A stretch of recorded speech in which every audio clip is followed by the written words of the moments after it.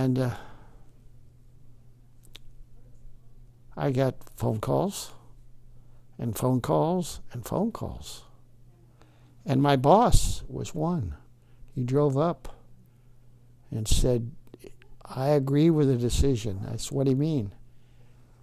I went to a staff meeting in Minneapolis, and this whole board came out to see what we're doing, and they put out a newspaper for all churches as the way to do it, and had a story about our church. Then they had the whole board out, and they talked to the mayor, and they talked to somebody and saying, that's the one church if I change churches. And what's going on? You have been elected for the Midwest mission person. And I said, no way. And two people talked to me, and they said, I like some of the principles. In your congregation, any decision that you think is important, as the thing is, we have a 12-hour prayer vigil for the congregation. This is not important. And one after another, a doctor had been away from church. He was very active. His wife was a Bible study, the superintendent's schools. They sat down. And they said, we think you should, Pastor. If you can do other places. The last night. I sent them to Lyle Schaller way back the evangelism the church council. I got money and they went to Wisconsin.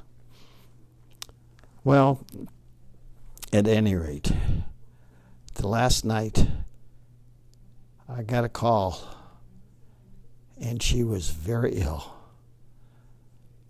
Well, what's the deacon do? The deacon is chosen if they are if they're like an airline pilot, that they could go when they could go when needed. And anybody allow themselves to be a deacon, they were work whatever.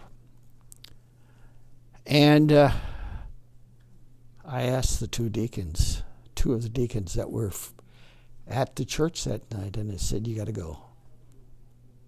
Okay. And here we are, the lady is very ill. And we had prayer together. And they laid hands on her.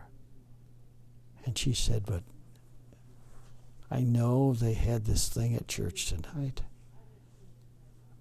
But what am I going to do? You're always there for us.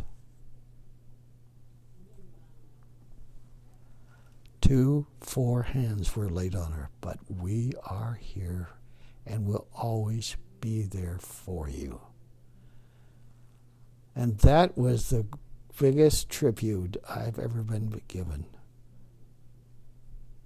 And the lady, that's right, and cried and cried and cried and said, thank you, God. Yes, you will be there.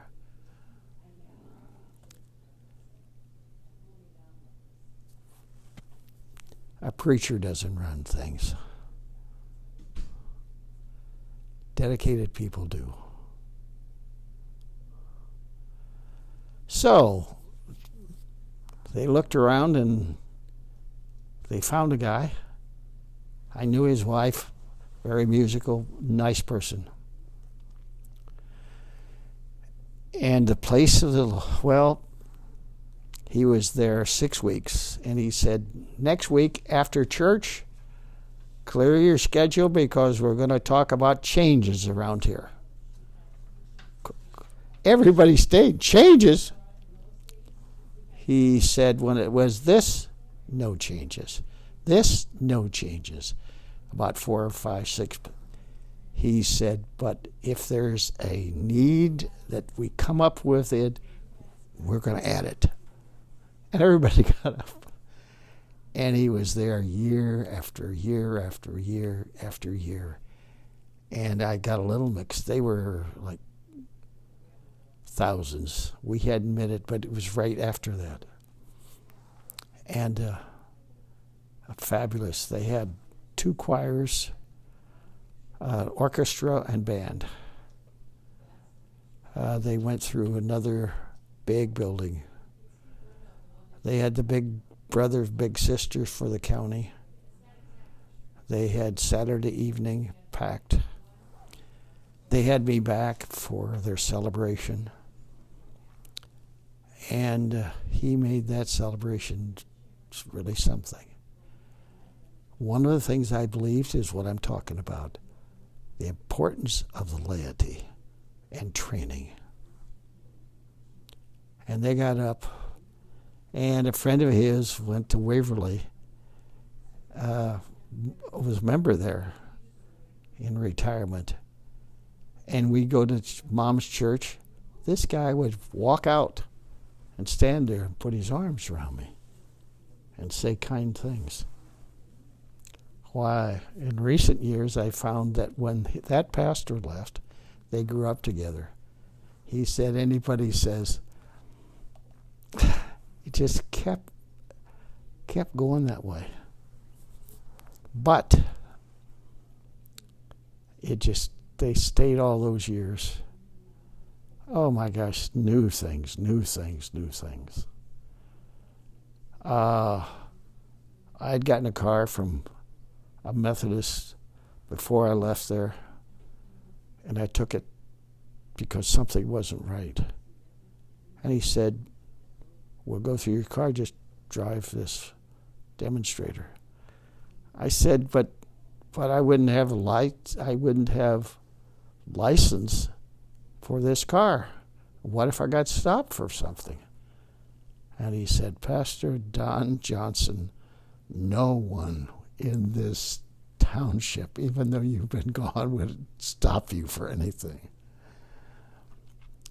Well, there was reason. I brought a gang in and worked with them. And the 2 families said, years later, had contact. You straightened out our sons. And another one married a friend's daughter when I was back years later. They were co-evangelism.